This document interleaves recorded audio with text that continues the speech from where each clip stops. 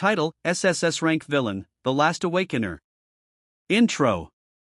The world prays for heroes, lighting candles and raising flags beneath crumbling skies, as monstrous gates tear open reality and belch out horrors no blade nor bullet could ever truly destroy, and in the face of this never-ending apocalypse, salvation arrives not through governments or armies, but through the system, a force as enigmatic as it is absolute, selecting individuals from the masses and awakening within them impossible power, measuring their worth and branding them with ranks from barely better than a civilian, to SSS, a tier so rare and godlike that nations crumble over a single bearer.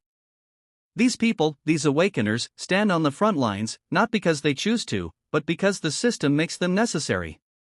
Amid this balance of fate and blood stands one young man, Shinkairo, 17 years old and already invisible, not in the literal sense, but in the deeper way that society ignores those who show no promise. On the day of his awakening ceremony, hundreds gather under the Tower of Pulse, the radiant white obelisk that scans souls and decides futures, and one by one, the students step forward, cheers erupt for A ranks, sobs for D ranks, and silence for those too weak to rank at all. But when Cairo steps beneath the tower's glow, something different happens, nothing. The tower dims. The pulse flatlines. And then, for the first time ever, the system speaks rejection aloud. Invalid subject. Awakening denied. No rank. No explanation. Just silence, then cruel laughter, the kind that clings to your ribs for years. Cairo walks away not with anger, but a strange peace, because now the world has taken everything from him, its judgment, its hope, its purpose, and so he is free to become something else entirely. Chapter 1, Buried Gate. In the forgotten underlayers of Seoul, a district known as the Slab festers in its own rot, filled with broken buildings, lawless dungeons, and those too poor or too illegal to escape, and there, Cairo survives, scavenging mana fragments from expired gates, selling black market scraps to corrupt merchants, sleeping in hollowed-out train cars, and enduring. He dreams of nothing, hopes for nothing, until one night, he feels it. A pressure. A presence. A gate that's not on any record, without glow or hum, a black wound in the air itself. Something about it pulls. Not in invitation. In command. He enters. And is swallowed whole. Chapter 2, System Error. There is no floor, no walls, no light. Only the endless churn of broken logic and corrupted command lines, as if the fabric of existence has torn in a place not meant for humans. In that swirling code, something ancient and enormous watches. Not a god. Not a demon. Something older than classification. You were denied by the system.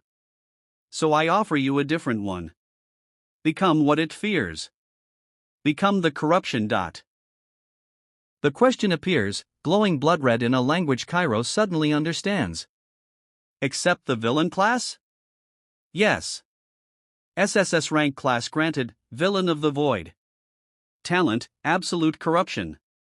Trait, system parasite.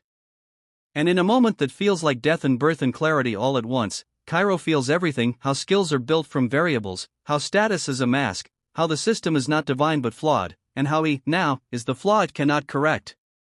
Chapter 3, Slaughter Zone. He returns from the gate, holding a monstrous black core that pulses with unstable energy, and his eyes gleam with knowledge. In the slab, a gang-run guild is harassing a young healer, forcing her into an illegal blood contract, and Cairo watches for a moment, silent. Then the shadows around his feet ripple. Black tendrils lash from the cracks in the pavement, dragging the guild members into the earth screaming, and as they thrash, he touches their skills, not stealing them, but rewriting them. Their strength becomes his.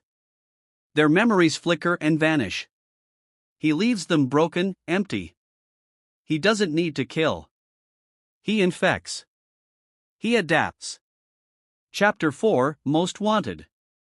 Reports flood the Hunter Bureau. A rankless individual is stealing skills. Awakeners are being neutralized without injury.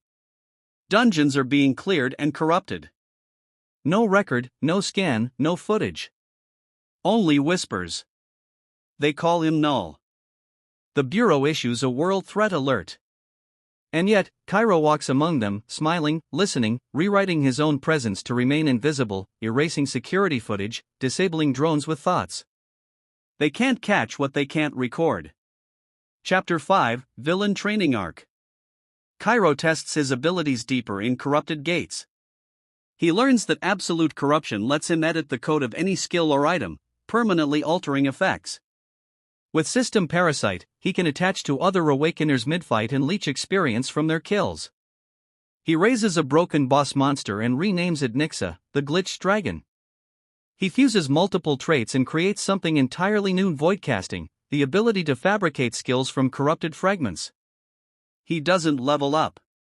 He rewrites what leveling up even means. Chapter 6, Oblivion.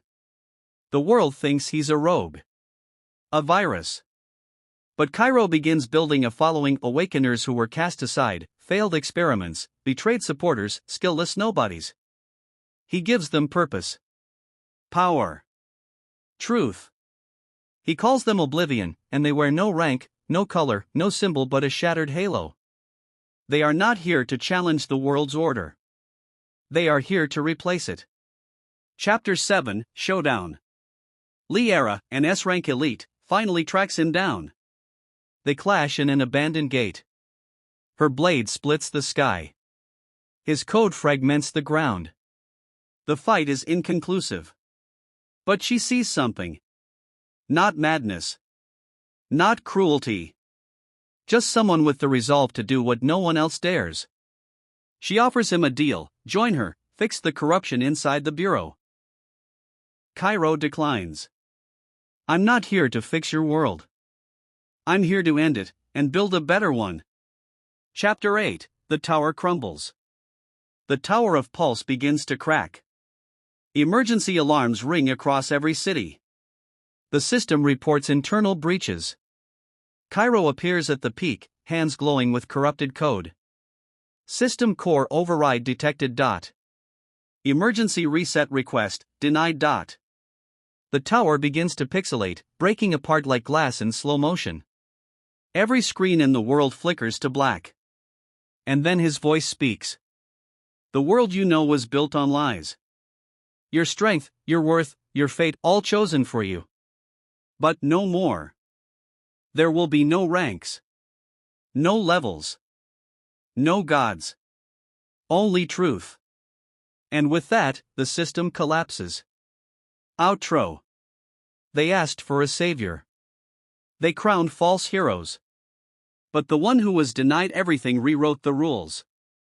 The one they abandoned became their reckoning.